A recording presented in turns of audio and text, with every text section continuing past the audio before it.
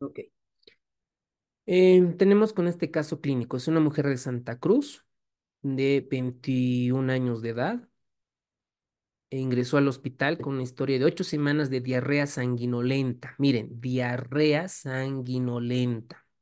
Ustedes lo primero que tienen que pensar es colitis ulcerosa o es enfermedad de Crohn. Había sido diagnosticado de colitis. Ok, ya nos está dando. 2 años antes y había permanecido en remisión hasta la aparición gradual de diarrea sanguinolenta. Su frecuencia intestinal es de 20 veces por día. Imagínense, 20 deposiciones por día. Lo más probable es que esta señora esté desnutrida y esté anémica. Probablemente entre en shock hipovolémico y pueda morir. Está asociada a dolor abdominal y pérdida de peso de 4 kilogramos. Había estado tomando mesalacina, 4,8 gramos al día, enemas con esteroides. Supongo que el suero fisiológico lo mezclaban con Dexa, metilprednisolona o algo así. Además está con azatioprina, un inmunosupresor potente, ¿no? Azatioprina. Y prednisolona, dosis altas, 40 miligramos, pero no nota mejoría. O sea, este paciente ya no sé qué más le iban a hacer porque ya está con todo el manejo de la colitis ulcerosa, probablemente una cirugía nada más.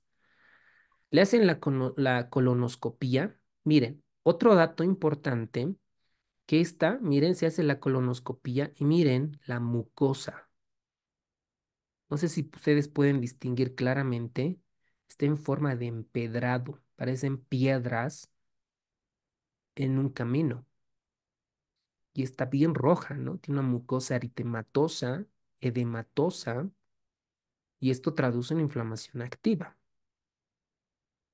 Y esto es característico de la colitis. Entonces, ¿cómo se espera un paciente anémico que está sangrando, con diarrea, taquicárdico, hipotenso, ¿no? Lo que se espera. Y con hemoglobina muy baja. Miren, la hemoglobina 6,2. Pregunta para ustedes. ¿Ustedes ven un paciente con sangrado de HDV? ¿Con cuánto de hemoglobina le transfunden? O Menor en a base, 7. exacto, menor a Debajo Siete. de 7. Menos de Menor a 7. siete. menos de Menos de 7 7. en Santa Menos Cruz, de siete. en O si Cochabamba, tiene. en Sucre, ¿no? En la altura, La Paz, Oruro, en altitud, con menos de 10. Si ustedes me preguntan, ¿hay alguna referencia bibliográfica, hay un ensayo clínico aleatorizado, algún estudio observacional que argumente que la transfusión en la altitud es menos de 10? No lo hay. Es una correlación de fisiopatología. ¿Ok? No hay un estudio así grande que en La Paz, Oruro, Potosí, parte de Cocha se haya realizado el estudio, no lo hay. ¿Ok? Entonces, a nivel general, con hemoglobina menos de 7 ya se debería transfundir y en la altitud con hemoglobina menos de 10 o 9,5. ¿Vale? Se realizó una sigmoidoscopía, demuestra una ulceración grave en la unión recto-sigmoidea que se extiende más allá de la endoscopía. Entonces acá tenemos nuestros diagnósticos diferenciales, ¿no? Una colitis ulcerosa de un fenotipo muy grave, pobre incumplimiento de los medicamentos, falta de respuesta a medicamentos en particular que son hipermetiladores de acetioprina. Puede ser que la dosis sea muy baja o que realmente el paciente tenga otra comorbilidad, otra enfermedad asociada a su patología de base. Entonces lo interna al paciente, se le da hidrocortisona 100 miligramos 4 veces al día. No tuvo respuesta a la clínica de ingreso en base a los criterios de Oxford y se inició un anticuerpo monoclonal, infliximab. Infliximab. Entonces se le llama, se interconsulta a cirugía de colon y recto, que es una subespecialidad, que son 2 años más después de hacer cirugía general y el quinto día realizaron la cirugía en ausencia de la mejoría, ¿no? Les comentaba que a un principio probablemente necesite cirugía, ¿no es cierto? Y, y en la anatomía patológica han demostrado, hacen realizan la cirugía y mandan al anatomopatólogo. Y en esta biopsia, ¿qué muestran? Los ojos de búho. Qué alucinante. y esto fue positivo para citomegalovirus. Entonces, además el paciente tenía colitis por citomegalovirus, aparte de la colitis ulcerosa. Entonces, cuando ustedes ven un paciente, ¿no? Con diarrea, le dan el tratamiento corticoides, AINES y demás, no mejora, siempre ustedes, como buenos clínicos, se deben de preguntar por qué no está mejorando, cuál es el diagnóstico diferencial y si tiene otra comorbilidad asociada. Y los clínicos de este caso, capísimos, ¿no? Cómo se van planteando. Entonces, demostraron realmente que además tenía colitis parasitomegalovirus. ¿Cuál es el antiviral para el citomegalovirus, doctores? Ganciclovir. Anciclovir. Ganciclovir. En este caso, le dieron Anciclovir. valganciclovir, ¿ok? Para el herpes es aciclovir, ¿no? Aciclovir para la mayoría, herpes y demás, ¿no? Simple tipo uno, tipo 2. Para el citomegalovirus es el valganciclovir. Entonces, en este caso le dieron intravenoso y dentro de las 48 horas su frecuencia intestinal, que era de 20 veces al día, fue 2 veces al día. Y el paciente se sintió sintomáticamente mejor. Entonces uno se pregunta y dice, este paciente tal vez no requeriría la cirugía, ¿no? La cirugía, y probablemente con el diagnóstico que el gastroenterólogo o el médico que lo había, probablemente hubiera llegado a la colitis por CIMB. Entonces, eso es importante para todo buen clínico hacerse, preguntarse siempre el diagnóstico diferencial de cada uno de estos, ¿no? Un caso alucinante para poder comenzar a aprender. Bueno, entonces esta tabla ya la vimos, ¿no? Ya la vimos en la primera parte y habíamos comentado que para la colitis ulcerosa tenemos dos factores protectores. ¿Cuáles serán? El El tabaco y la tabaco. apendicectomía, Tabaco doctor. y aprendizaje. Excelente. Entonces, para la colitis ulcerosa tenemos factor protector, la apendicectomía, que reduce del 13 al 26%, y el tabaquismo. Otro ratio o RR, dependiendo qué tipo de estudio hayan realizado, la razón de probabilidad es de 0,58. Primero, entre la incidencia ambas enfermedades, ligeramente el Crohn es más frecuente. Tenemos dos picos entre los 20 y 40 años, ¿no? 20 y 40 años, y otro pico entre los 70 y 90 años en ambas enfermedades. ¿Quiénes son más afectados? Los judíos, los más afectados. Entre la relación entre mujeres y varones, ¿quién es el más afectado? Los varones, tanto en la colitis como en la enfermedad de Crohn. Ambos tienen concordancia, ¿no? Entre el 6 al 18% y lo mismo para el Crohn. Entre las dos, ¿cuál tiene mayor concordancia? La enfermedad de Crohn. La enfermedad de Crohn. El uso de antibióticos también es un factor de riesgo para este tipo de pacientes. ¿Cuál es la causa? La causa principalmente van a estar divididas en estos tipos, ¿no? Primero hay una desregulación inmunológica, ¿no? El sistema inmunológico, algo le pasa, algo le pasa. Entonces, en esta desregulación inmunológica, lo que predispone, va a formar, es una inflamación crónica. Y hay factores de riesgo, ¿no? Y el principal factor de riesgo genético, se pueden anotar acá, es la asociación de los antígenos leucocitarios humanos B27. Esto es clave para entender, B27. Y para el humo de tabaco, el tabaquismo, ¿para qué enfermedad es riesgo? ¿Para Para qué enfermedad La crónica. de Para Crohn. Crohn. Exacto, para enfermedad de Crohn, ¿ok? Entonces, si nosotros un poco detallamos esto, vamos a encontrar que van a interactuar factores externos e internos dentro del tracto digestivo. Y incluso hay libros enteros de todo lo que es las bacterias y virus en nuestro tracto intestinal. Incluso hay una correlación En el New England salió en esta semana todo lo es el microbioma intestinal y la enfermedad cerebrovascular, cómo las bacterias del intestino predisponen la enfermedad cerebrovascular a toda la regulación inmunológica. Entonces, todo un mundo esto. Entonces, para no desviarme y enfocarme en el libro de Harrison, hay una primero susceptibilidad genética, claramente, que interactúa con la flora microbiana y esto es lo que lleva a la pérdida de la regulación inmunitaria y también va a interactuar con los factores ambientales. Si nosotros nos vamos estrictamente a como posibles preguntas de examen, ¿qué genes interactúan entre la flora microbiana y entre la susceptibilidad genética? Estos tres genes podrían destacarse: el XBP1 y el NOT2 y el ATG16L1. Porque memorizar toditos estos no es tan rentable. Entonces, esto es importante como posible pregunta de examen. Entonces, esta desregulación lo que va a llevar a estos es que las células del epitelio intestino van a comenzar a inflamarse, ¿no? Que van a interrelacionarse, que van a ser desencadenadas por algunos enteropatógenos, que vamos a ver ahorita qué bacterias están involucradas. ¿Qué tiene que ver los antibióticos? ¿Qué tiene que ver la dieta, la higiene, el tabaquismo, los AINES, el estrés? Entonces, todo esto lleva a una desregulación inmunitaria.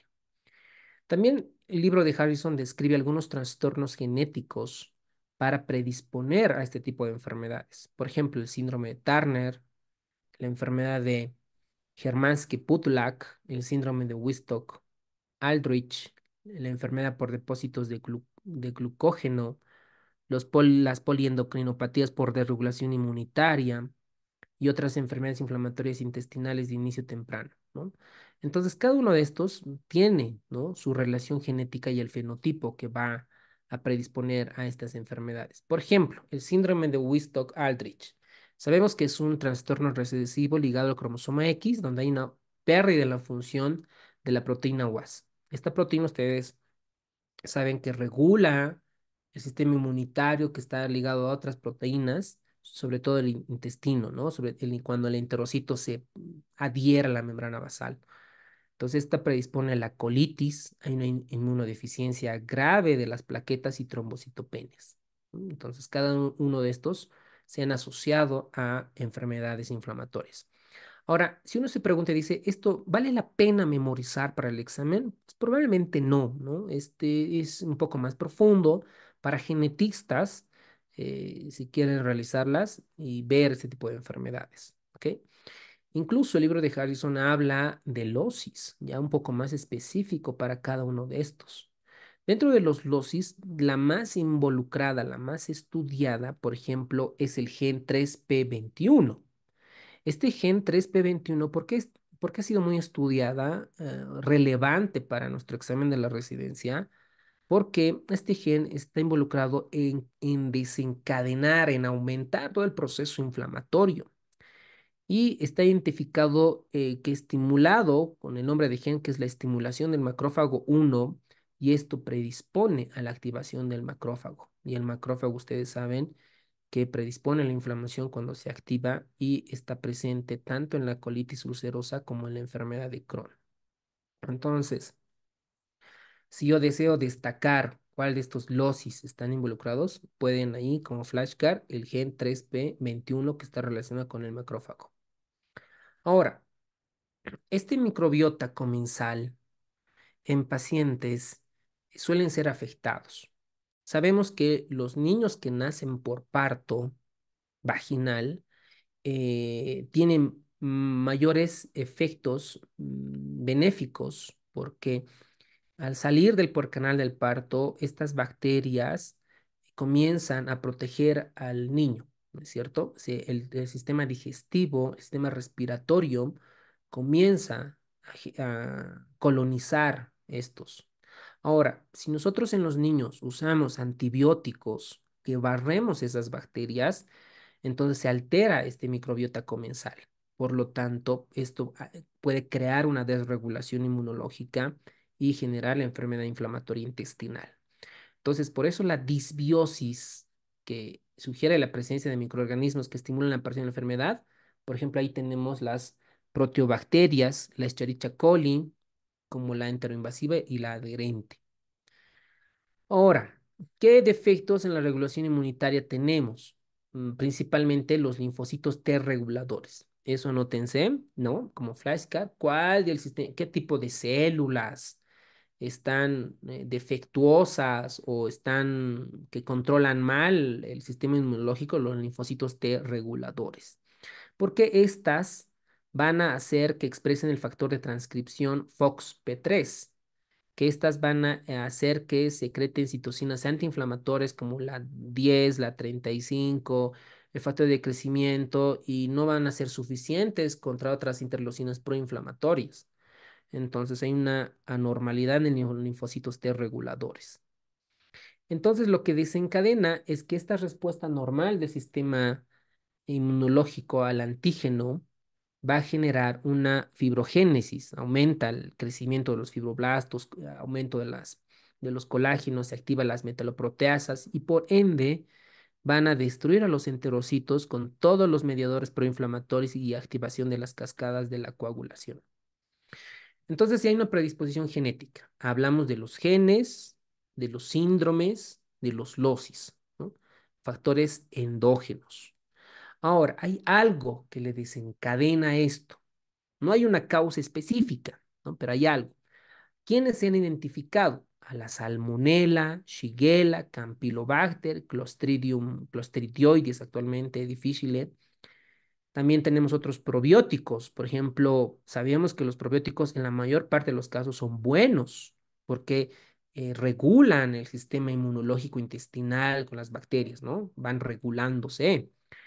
Entonces, por ejemplo, ahí tenemos los lactobacillus, el Saccharomyces, ¿no? Estos pueden inhibir la inflamación, ¿no? Pueden inhibir los probióticos.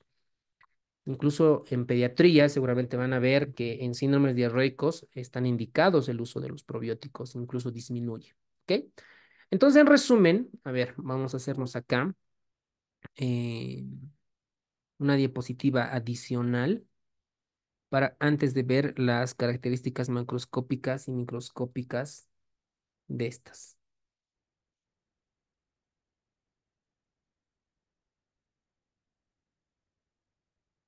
Muy bien. Entonces acá tenemos el esófago, el estómago, el intestino, parte del colon, recto, ¿no? Colon sigmoides. Y aquí vamos a hacer el hígado. Lo mismo vamos a hacer acá, ¿no? Un poquito más resumido. Entonces, la colitis ulcerosa va a ser afectada desde la parte distal, desde acá, desde la parte distal, hacia la parte proximal, hacia la parte proximal. ¿No es cierto? Mientras que la enfermedad de Crohn puede afectar cualquier parte del intestino delgado, preferentemente el ilio, ¿ok? El ilio, la parte final del intestino delgado. Esta suele ser superficial, ¿no? La colitis ulcerosa, la afectación suele ser superficial y no forma granulomas. Mientras que la enfermedad de Crohn es transmural y granulomas forma granulomas. Entonces puede afectar cualquier parte del tracto digestivo. Entonces nosotros vamos a sacar una biopsia, ¿ok? Si el paciente tiene diarrea sanguinolenta, como en el caso clínico, vamos a tomar una biopsia y vamos a ver esto al microscopio. El paciente tiene dolor en la fosa ilíaca derecha, puede ser que tenga una ileitis, ¿no? Para nosotros, por prevalencia, será una apendicitis, ¿verdad? Pero vamos a tomar una biopsia del ilio y eso es lo que vamos a ver acá. ¿Qué vamos a ver en la biopsia? Vean esta imagen, vea esta imagen, desde una colitis ulcerosa. Entonces, te imaginas que es el recto o el colon sigmoide, ¿no? Entonces, vean, ¿qué hay? Infiltración, miren, de estas células que son plasmocitos. Entonces, aquí en tu resumen te puedes anotar infiltración de linfocitos, pero principalmente de plasmocitos, plasmocitos, plasmocitos, ¿ok? ¿En dónde están? En la membrana basal. Miren, toditos esto en los dibujos. Esto te va a ayudar si tú te haces los esquemas, los dibujos te va a ayudar en el examen a recordar, porque lo primero que hace el cerebro es recordar los mapas mentales o los dibujos. Entonces, infiltración del linfoplasmocitos basal, atrofia de las criptas. Normalmente las criptas deberían ser así, ¿no? Normalmente. Pero miren acá, están planas. Hay atrofia de las criptas, erosión superficial. No hay microvellosidades. Miren, aquí se ve un poquito. Atrofia. Y estas características son de la colitis ulcerosa activa. ¿Ok? Ahora, veamos qué decía nuestra inteligencia artificial en colitis ulcerosa, en la parte profunda. Dicen deformación de las criptas, infiltrado inflamatorio. ¿De qué tipo de células? Plasmocitos basales y linfocitos. Plasmocitos. Bueno, entonces, ya tenemos ahí las cosas claras. Plasmocitos. Ahora, entonces esta va a afectar la mucosa y la submucosa, ¿no? La parte superficial. El recto sigmoide, la que más se afecta, de un 30 al 50% y va hacia la parte proximal. Del 30 al 40%, ¿no? Va a ser rebasa el sigmoide y un 20% la parte de una colitis total.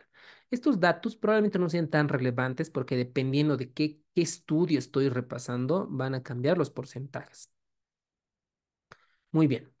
Ahora, en la colitis ulcerosa hay una predisposición genética, también está asociada al HLA-B27.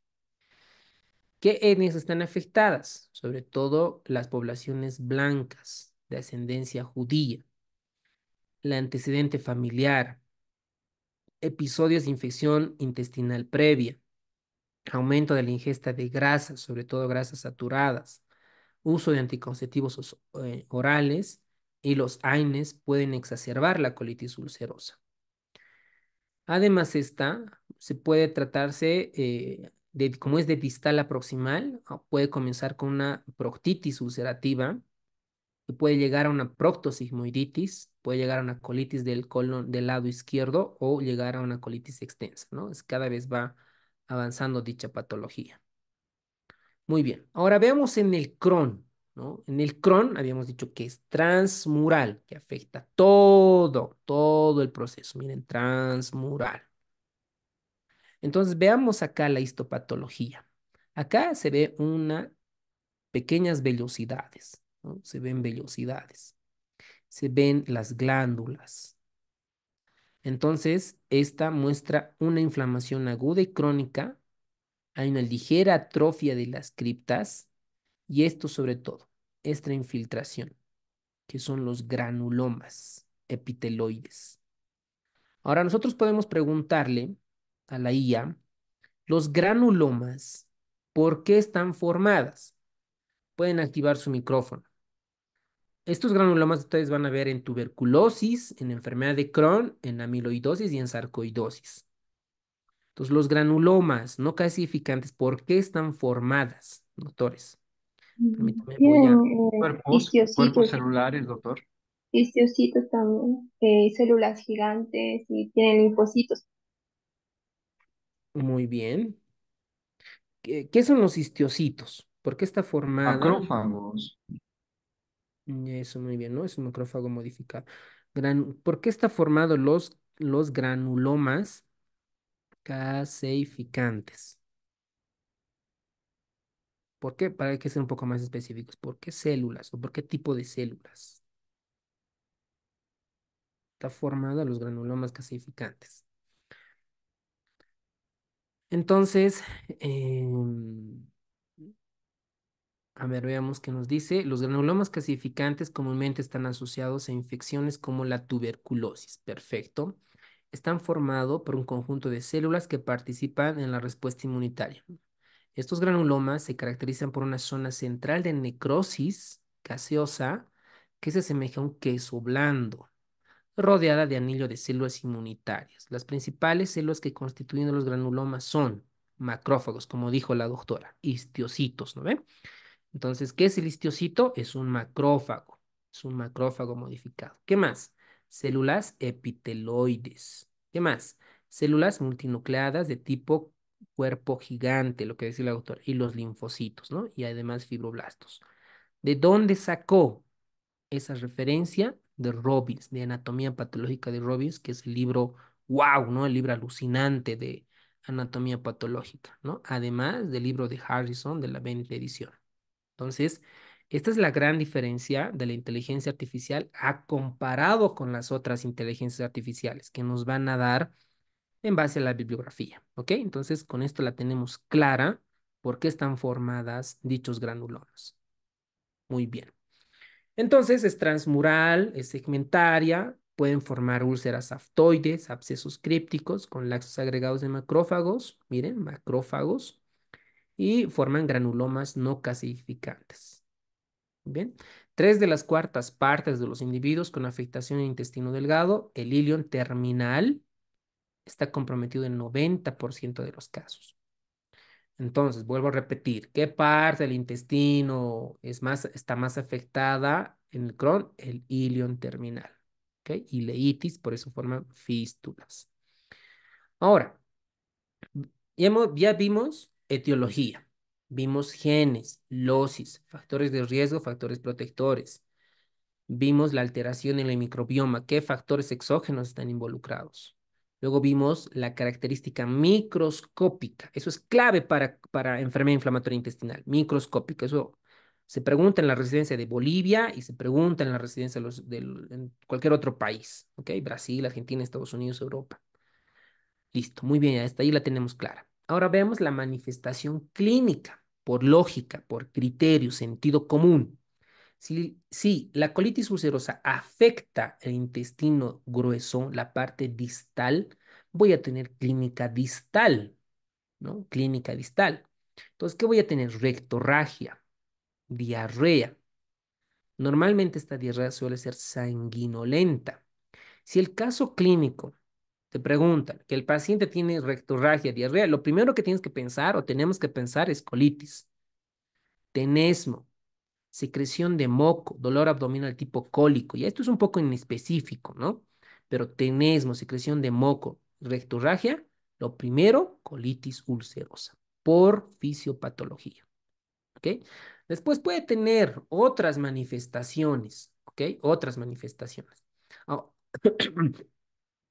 Ahora veamos acá lo más bonito, lo más interesante, las manifestaciones extraintestinales. Esto es lo bonito. Aquí va lo complicado. Miren, lo más común en colitis ulcerosa como manifestación extraintestinal es la osteoartritis, la espondilitis anquilosante y sacroileitis. Estas 3 tienen que hacerse flashcard porque se van a olvidar.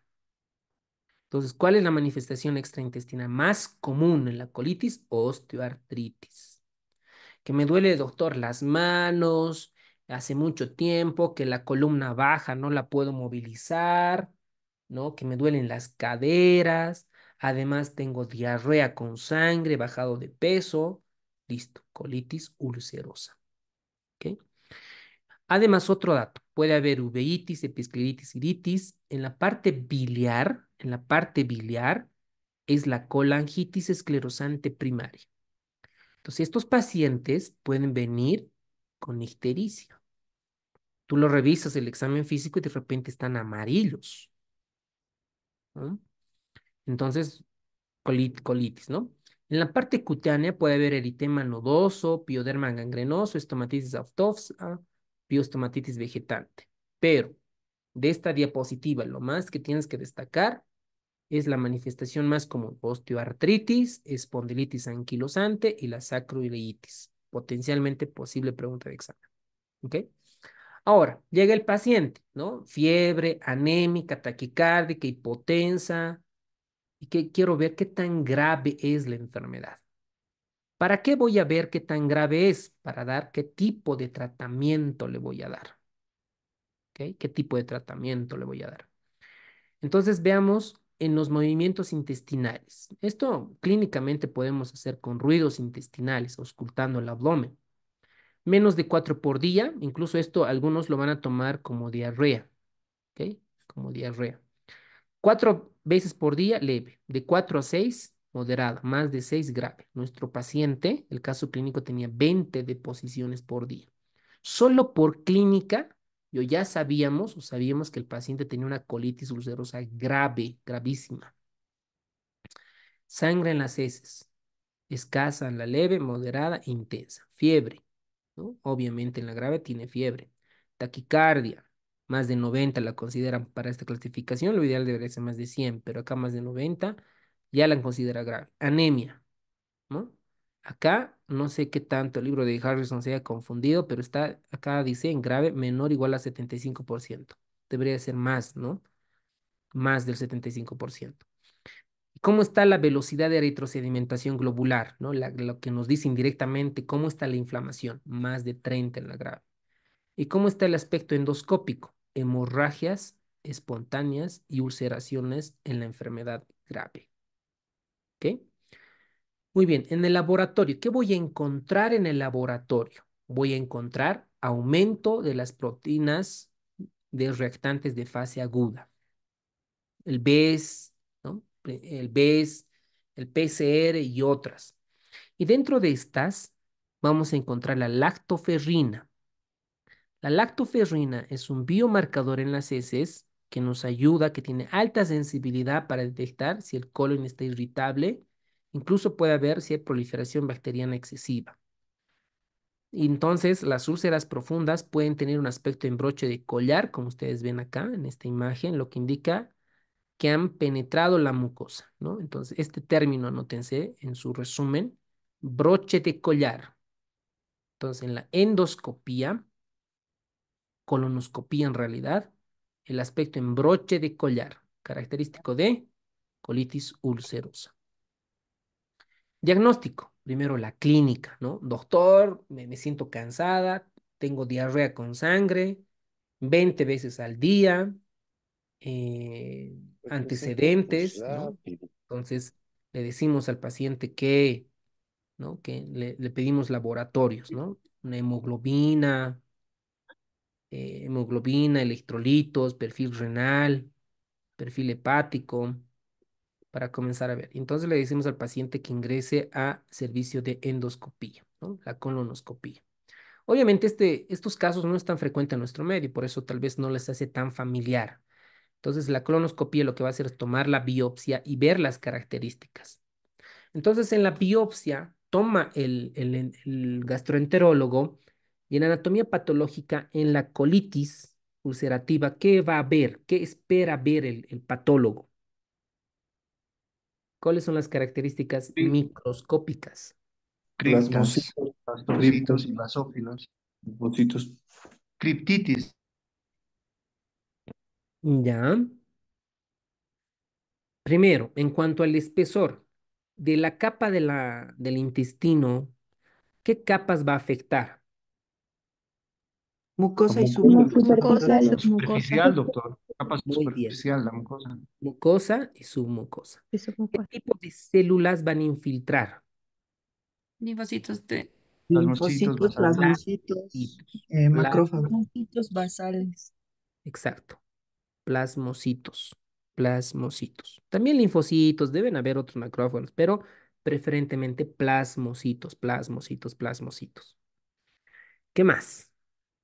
Y un borramiento, ¿no? Puede haber microabscesos. Alguien decía por ahí una criptitis, ¿no? Algunos libros van a encontrar como microabscesos, criptitis, ¿ok? Pero el libro de Harrison no lo identifica tan claramente. Ahora, ¿por qué puede morir el paciente? Tiene sangrado. Va a morir por shock hipovolémico, de tipo hemorrágico, ¿no? Shock hemorrágico. Y otra complicación grave es el megacolon tóxico. Como ese intestino está tan delgado, tan inflamado, se puede perforar, puede haber estenosis y riesgo de cáncer colorectal. Entonces, cada uno de estos vamos a hacer un diagnóstico. El 15% van a tener complicaciones. 1% hemorragia activa, ¿no? Y esta hemorragia ya en el tema de cirugía, vamos a ver cómo se maneja un choque hemorrágico, cuántos plaquetas, cuánto crioprecipitado, plasma, etcétera.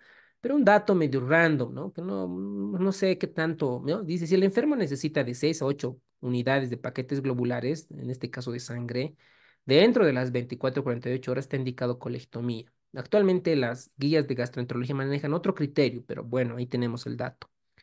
Y esto sí, es importante. Una complicación grave es el megacolon tóxico, ¿no? Entonces, esta se diagnostica tomando una radiografía simple de abdomen, ¿ok? Toma una radiografía simple de abdomen y en el colon transverso se mide el diámetro, ¿no? El diámetro de este colon.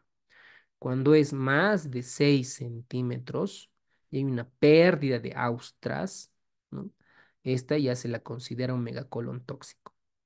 ¿Y cuál es el tratamiento? ¿Para qué me sirve diagnosticar? Para llamarlo al cirujano colorectal para que realice una colectomía.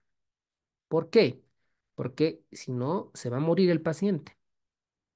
Va a perder mucha sangre, va a entrar en choque hemorrágico y se va a morir. Entonces acá es mejor realizar una colectomía. Ya el cirujano de colon les dirá qué tipo de colectomía, la anastomosis, etcétera, etcétera. ¿Ok? Ahora veamos al Crohn. El Crohn, ¿cómo viene? ¿Cómo llega a la consulta de ese doctor, doctora? Me duele la fosa ilíaca derecha. Ah, pues piensas lo primero, apendicitis. No, doctor, esto me duele hace ya 3 meses, una vez viene, ¿no? Entonces dice, no, esto no es apendicitis. Entonces comenzamos a tomar una radiografía simple de abdomen, ¿no? No hay nada en la radiografía. Entonces hacemos una radiografía contrastada con bario. Y en esta contrastada con bario vamos a identificar esta estenosis.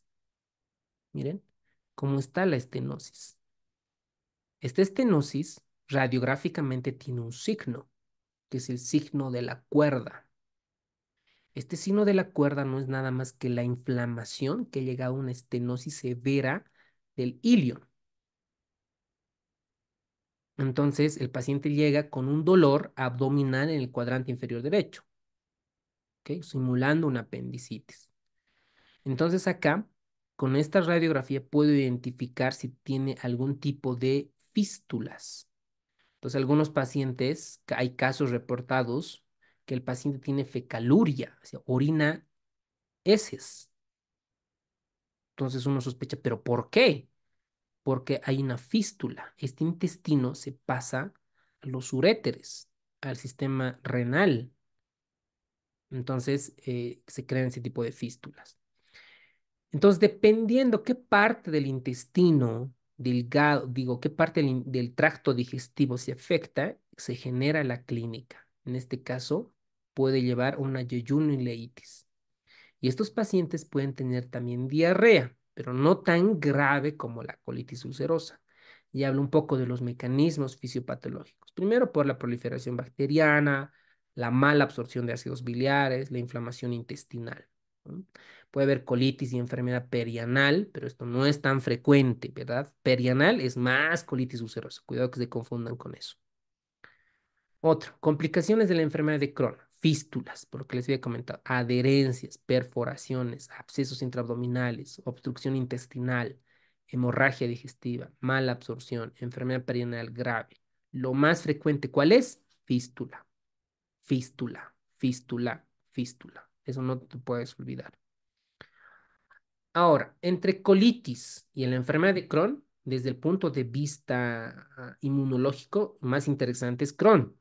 ¿Por qué? Porque vamos a encontrar anticuerpos contra la proteína C de la porina de la membrana externa, de la E. coli. O sea, allá hay anticuerpos. También vamos a encontrar anticuerpos contra I2 de la Pseudomonas fluorescens, es decir, algo pasa con las bacterias. Y también encontramos anticuerpos contra Saccharomyces cerevisiae, ¿no? Cerevisiae. Estos Saccharomyces habíamos comentado que participan, ¿no? Dentro de nuestra flora intestinal como factor protector, pero el sistema inmunológico lo ataca por alguna razón y se generan anticuerpos. Y si nosotros un poco relacionamos con el mundo de la reumatología, que tienen positivos P ANCA positivos, ¿no? O ANCA positivos P. P ANCA positivos. Entonces, además se ha demostrado que hay positividad para la antiflagelina. Entonces, estos los tienen que volver sí o sí flashcard, porque va a ser un poco difícil recordar para el examen, o por lo menos para el simulacro de gastro. Diagnósticos diferenciales. Puede ser cualquier cosa, ¿no? Puede ser diarrea por salmonela, E. coli, Yersinia, cualquier, ¿no? Cualquier diagnóstico diferencial. Aquí tenemos las características diferenciales entre colitis y enfermedad de Crohn. Esta tabla tiene que estar en su resumen, doctores. Tiene que estar resumen. Veamos con el sangrado, sangrado macroscópico. ¿Quién sangra más? ¿Colitis o Crohn? Colitis. Colitis, CUSI. Eso, muy bien, muy bien. ¿Quién tiene moco? Es decir, ¿dónde el colon, el recto, cuando se inflama, forma moco? ¿Se acuerdan? Hay una parte, una patología frecuente, ¿no? Llega un paciente con diarrea. ¿Cuántos días tiene la diarrea, señor? 4 días estoy con diarrea. ¿Qué le preguntamos? Si tiene sangre y si tiene moco. Y si tiene sangre y moco, decimos que esta es una diarrea inflamatoria, ¿no? Que es una diarrea inflamatoria. Y que esta diarrea probablemente esté atacando el intestino grueso. Entonces, ¿qué tiene que tener, qué tiene que estar en tu cabeza? Cuando es sangre y moco, intestino Colitis. grueso, colon, ¿ok? Entonces, sabemos que la colitis es más colon y enfermedad de Crohn es más ileitis. Entonces, ¿quién creen que forma más moco? ¿Crohn o colitis? Colitis. Colitis. La Exacto. colitis. ¿No ve? Listo. Colitis. Síntomas generales. Como la enfermedad inflamatoria intestinal, sobre todo la Crohn, genera muchos anticuerpos, tienen síntomas generales frecuentes. El dolor abdominal es más frecuente en la enfermedad de Crohn porque puede simular una apendicitis y el dolor de la apendicitis es fuerte a comparación de otras. Más abdominal, esto es más en Crohn. ¿Por qué? Porque pueden generar abscesos abdominales. Afección perianal, dice, perianal, importante. Cuidado que se confundan con Crohn esto. Digo, con colitis, ¿no? Cuando diga perianal, esto es Crohn. Cuando es recto, la parte sigmoidea, eso es colitis ulcerosa. Cuidado, se confundan. Cuando es perianal, o sea, más superficial, eso es Crohn.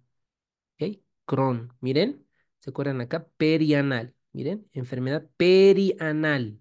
Crohn. Perianal. Crohn. Cuidado que se confundan con colitis. Perianal. Entonces, ahí tenemos. Fístulas. ¿Quién fistuliza más? Crohn.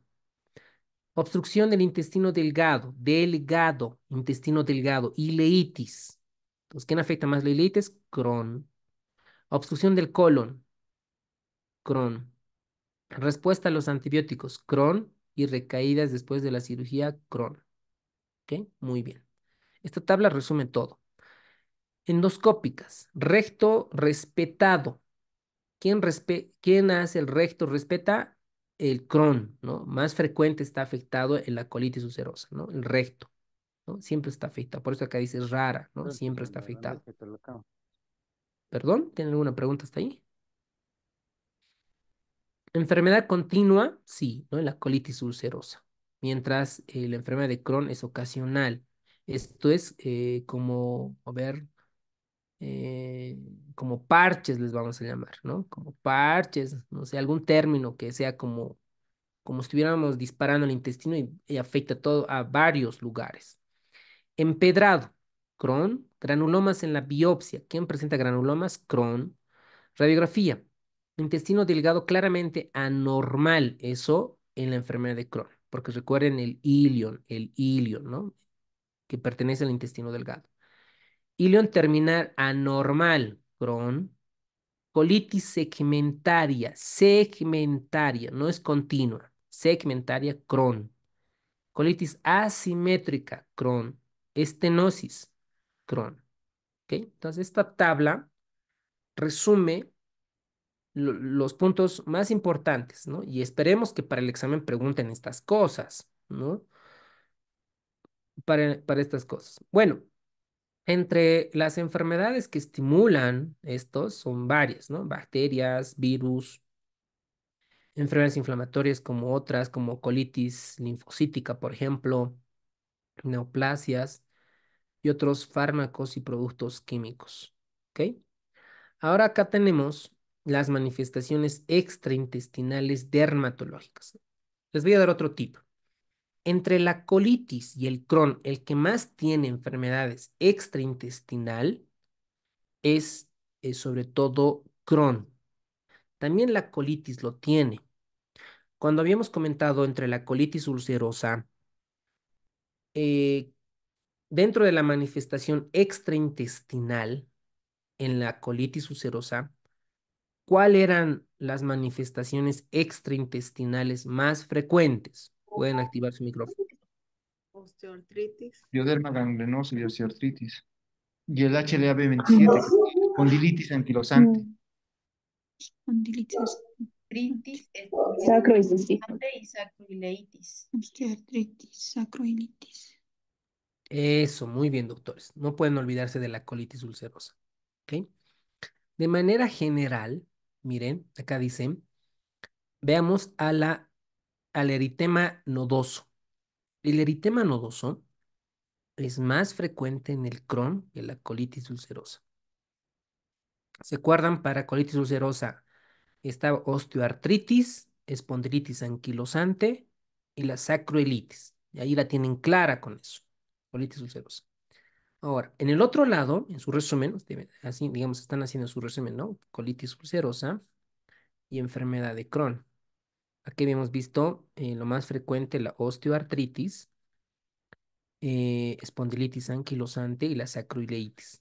Acá van a poner en su resumen eritema nodoso. Bueno, eritema nodoso. Ahora, otros diagnósticos diferenciales, por ejemplo, en la enfermedad de Crohn, puede estar el pyoderma vegetans. Pyoderma vegetans. Incluso se ha identificado el síndrome de Sweet. ¿Qué es el síndrome de Sweet? No es nada más una dermatosis, alteración en la piel, que tiene infiltración neutrofílica y el paciente tiene fiebre. Y en algunos de los casos puede estar con 5 al 10% de psoriasis y algunos pacientes pueden tener acrocordones perianales entre un 75 y el 80%. Sé que esta parte probablemente sea un poco confusa, pero ya les he dado los tips entre las colitis y la enfermedad de Crohn. Entonces, los pacientes, ¿cómo llegan? Miren, eritema nodoso. Esto no necesariamente es que enfermedad inflamatoria intestinal puede presentarse igual en otras enfermedades, como por ejemplo las artritis. Pioderma gangrenoso, como si fuera una herida difícil de sanar.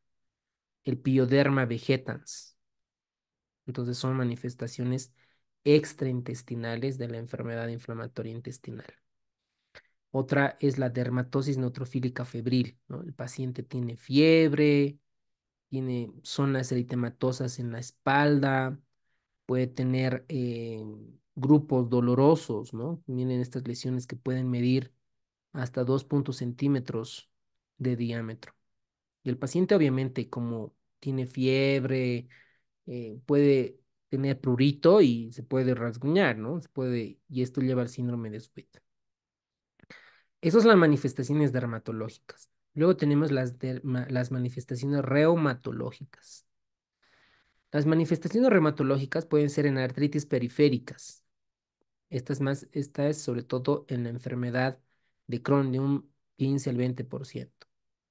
La espondilitis anquilosante es más frecuente en la colitis, ¿no? Y en el Crohn solamente es un 10%. Y tenemos ahí la afectación de 2/3 del HLA-B27 que habíamos comentado. En la parte de oftalmológica, igual pueden tener conjuntivitis, uveitis, epiescleritis. Y este dato, nótense, la uveitis y la iritis anterior es más frecuente en la colitis ulcerosa, mientras que la epiescleritis es más frecuente en la enfermedad de Crohn. ¿Ok? Hepatobiliar. En el hepatobiliar En ambas puede haber esteatosis hepática, colilitiasis y la colangitis esclerosante primaria. ¿Qué tienen que saber? Que la colangitis esclerosante primaria es más frecuente en la colitis ulcerosa. ¿Ok?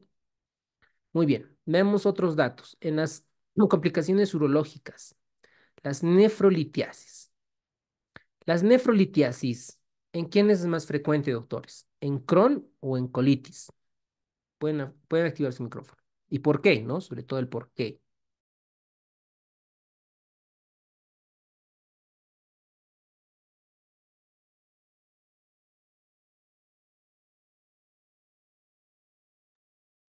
Crohn, doctor. Exacto, en la enfermedad de Crohn. ¿Por qué? ¿Por qué es más frecuente tener cálculos? O sea, un paciente, Porque, doctor, por la absorción del oxalato en la dieta y hiperoxaluria, si no estoy equivocada. sí, sí, Peroxaluria. Por las fístulas, doctor. Por las eh, fístulas. Por la mm, absorción a nivel del ilion del calcio, se acumula. Cálculos y obstrucción uretral y las fístulas.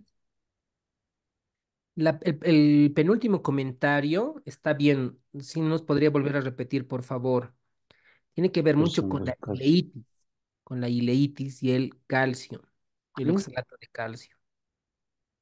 Bueno, para terminar, la nefrolitiasis, los cálculos, ¿cómo viene un paciente con cólico Qué renal? lindo. ¿No?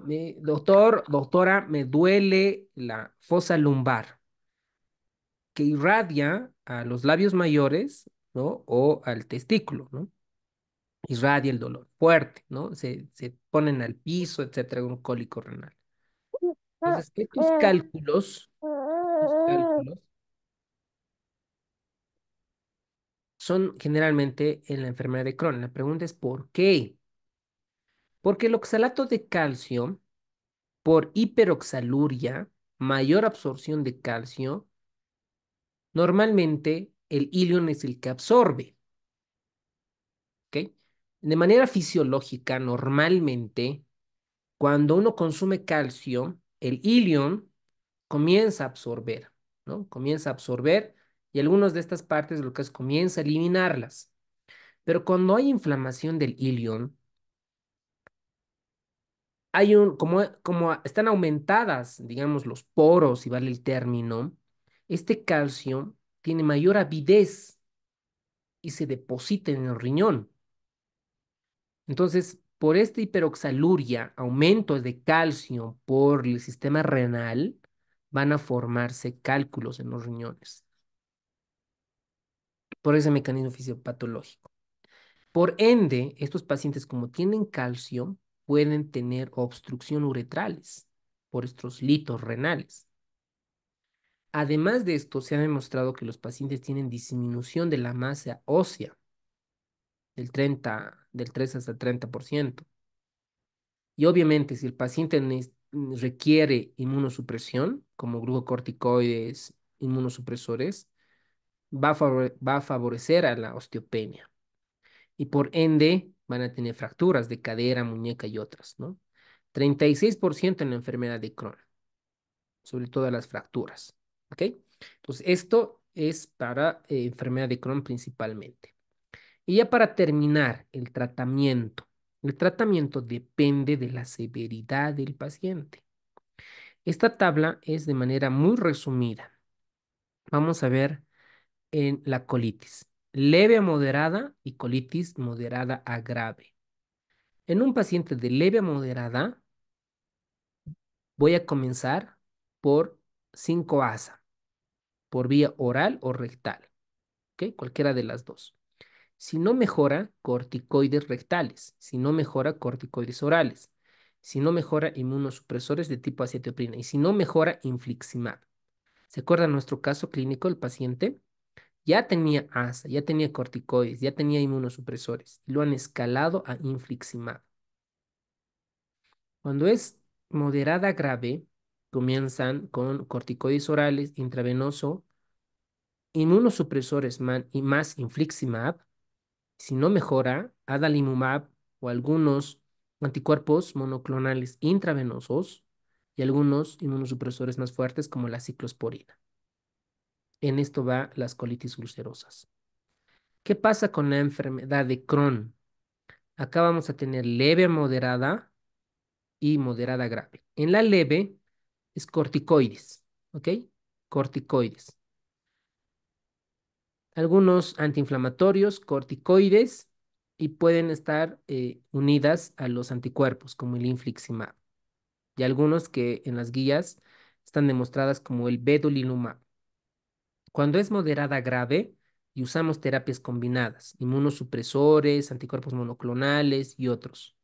Y al final, el paciente ya no tiene intestino, entonces tenemos que asociar nutrición parenteral NPT. Y cuando hay fístulas, aquí el paciente necesita cirugía, ¿no? Drenaje, abscesos, antibióticos y lo mismo para el NPT. Acá tenemos el resumen. Miren, para la colitis ulcerosa leve a moderada, principalmente el tratamiento de primera línea es la mesalamina. Eso anótense, por favor. Mesalamina, tratamiento de primera línea. Cuando no mejora, a esta mesalamina pueden asociar corticoides y si no mejora, a esto corticoides intravenosos. Acá es por vía oral y acá intravenosos. Esto es de leve a moderada. Cuando es moderada a grave, acá son corticoides orales o anticuerpos los anti-TNF alfas. ¿Cuál? Sobre todo el infliximab. El infliximab. En los exámenes que les hemos preguntado, digo, en las preguntas que les han enviado, ahí están las respuestas, ¿no? Esperemos que igual que estén copiando para acelerar. En la parte de grave son corticoides intravenosos más inmunosupresores e infliximab, ¿no? Los anti-TNF alfas. Para la enfermedad de Crohn, dependiendo qué partes estén afectadas. Para la enfermedad de Crohn está limitada al ilion, al colon derecho, y ahí son corticoides de liberación prolongada, ¿no? O controlada principalmente, por vía oral para que llegue hacia el ilio. Entonces, a estos también están asociados los corticoides sistémicos, sobre todo la prednisona.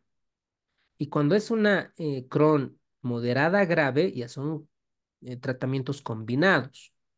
Por ejemplo, corticoides orales más anticuerpos anti-TNF alfas, como el infliximab. En algunos casos, algunos esquemas están los ahorradores de esteroides. En este caso son los anticuerpos anti-TNF alfas más ningún inmunomodulador, como por ejemplo el metotrexate. Bueno, esto ya para cada el mundo de la gastroenterología se ven modificando, ¿no? Cuando es un Crohn grave o fulminante, principalmente es corticoides intravenosos a dosis alta, sobre todo metilprednisolona, 100, 200, incluso hasta 500 miligramos, más infliximab. Entonces, de manera resumida, ese triángulo que les menciono es clave para comenzar a recordar estos. Muy bien, aquí tenemos un poco de tratamiento, ¿no? Aquí tenemos las dosis de los 5 ASAs, los antiinflamatorios, aquí con las dosis. El tratamiento acá para las colitis, para las proctitis, los supositorios, colitis del lado izquierdo, las pancolitis y las colitis ulcerosas graves, corticoides, el metronidazol. En algunas, como enfermedad de Crohn, puede estar, ¿no? Como tratamiento, sobre todo en fístulas, en enfermedades perianales, para evitar las recaídas. Los inmunosupresores. Dentro de los inmunosupresores, el que más se usa es la acetioprina principalmente, pero hay otros, por ejemplo, el metrotexate, ciclosporina, tacrolimus y otros, ¿no? Y dentro del tratamiento biológico, ¿cuál van a usar o cuándo para el examen de la residencia? El infliximab, ¿no? También pueden recordar el adalimumab, el golimumab, etcétera, pero para el examen el infliximab es su mayor representante. Después tenemos las colitis fulminantes. Las colitis fulminantes son glucocorticoides intravenosos, ¿no? Por 3 días. Por ejemplo, ahí tenemos la metilprednisolona, ¿no? De 100 hasta 500 miligramos, dependiendo qué esquema se utilice, más inmunosupresores y el infliximab, ¿no? Y si no responde a esto por 3 días, el tratamiento es quitar el intestino grueso al cirujano coloproctólogo. ¿Ok? Y ya para terminar, la colitis ulcerosa distal, ¿no? Como es distal, por vía rectal. Y si es extensa, ya comienzas a escalar, sobre todo para la parte intravenosa y algunos anti-TNF-alfas. ¿Para qué es inflamatorio? Lo mismo, ¿no? En diferentes escalas. Para la fistulizante, en este caso ya es cirugía y más NPT, que es nutrición parenteral total. La cirugía. ¿Para qué es la cirugía? En la colitis ulcerosa, enfermedad resistente, fulminante, recuerden, megacolon tóxico. El megacolon tóxico en la radiografía, ¿más de cuántos centímetros debe de estar el colon transverso? Mayor a 6 centímetros. Muy bien. Perforación del colon, HDV masiva, enfermedad extracólica, obstrucción, profilaxis de cáncer de colon, displasia, ahí para la colitis. Lo mismo pasa para el Crohn, ¿no? Si hay intestino delgado afectado, estenosis, HDA, fístulas, abscesos, afectación de colon y recto. Lo veo un poco más lógico, ¿no? Sentido común para esto. Y cuando una dama está embarazada, entonces ahí están los antiinflamatorios, como sobre todo la sulfasalacina.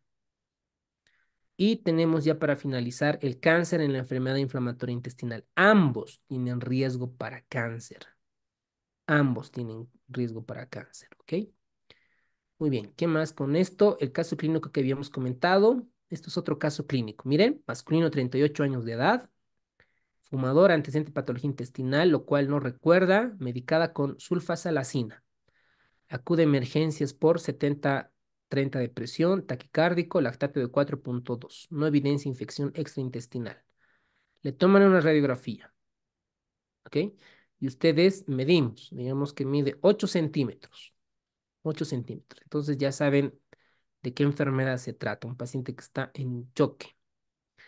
Entonces se realiza la inspección anal, tacto rectal no muestra interés, no hay un dato llamativo, se realiza la colonoscopía, no se observa patología de la mucosa y recto y a partir del colon izquierdo se aprecian lesiones ulceradas, ¿no? Si nosotros hacemos un dibujo, entonces ya más o menos acá ya se evidencia la lesión, ¿no?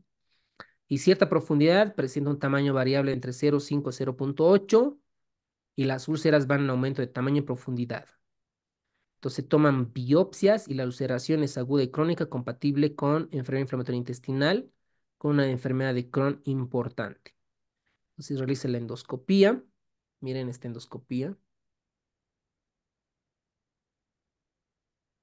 Miren el colon, miren los abscesos, un poco de austras disminuidas. Miren ahí ya se nota claramente la úlcera.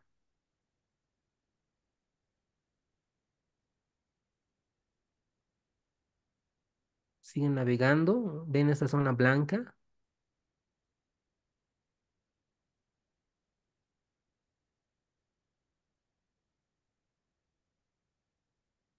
Miren aquí, ya está en la parte del colon derecho, miren, aquí está, ¿no? Está parte del colon derecho, está llegando al ciego, ¿no? Y un poco de sangre.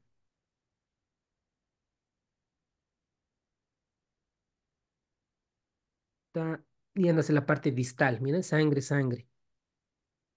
Está el colon izquierdo. Se le hace la resonancia magnética para identificar la mayor estructura posible.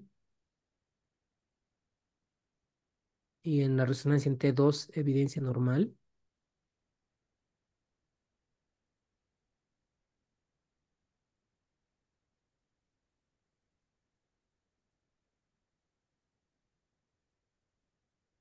Se evidencia muchas úlceras en la mucosa.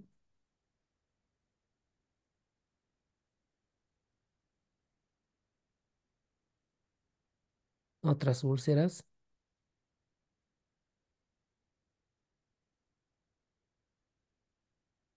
Y pues clásicamente un paciente con una enfermedad inflamatoria intestinal con datos de sangrado a nivel del colon. Se toma la biopsia y evidentemente hay una afectación transmural. Hay una distorsión de las criptas y granulomas no calcificantes. ¿De qué enfermedad estamos hablando? Si Gran presentan Roma Enfermedad de sería Crohn. Crohn. eso, Enfermedad de Crohn. neuroinductores, ¿no? El paciente recibe corticoides intravenosos sin mejoría de la clínica, en forma severa, y como no mejora, damos infliximab. ¿No? El infliximab, ¿contra qué citoquina, contra quién va? Interleucina 1, Anti-TNF alfa. exacto, ¿no? Un anti-TNF alfa, un inmunosupresor, azatioprina, y el paciente presenta una respuesta aceptable al tratamiento, ¿no? Recupera peso y normaliza. Y otra vez comenzamos a ver dicha patología en esta endoscopía. Bueno, en realidad colonoscopía. Ahí se evidencia contenido intestinal.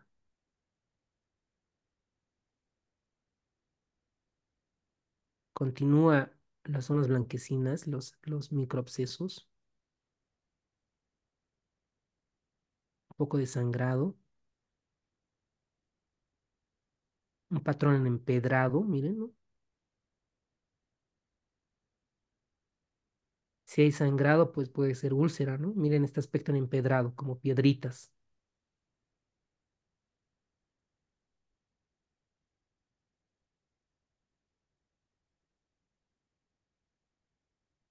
Miren, ahí está como úlcera, ¿no? Como aftas, todo el intestino.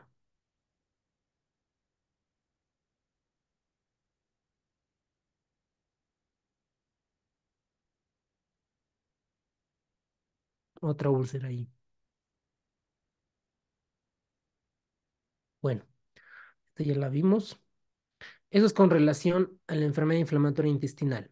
Del banco de preguntas, ¿tienen alguna duda, algo que no esté clara? ¿Qué pregunta les ha costado que está difícil? Las mismas preguntas, con su justificación, la pueden encontrar en plataforma. Muy bien, nos vamos a dar un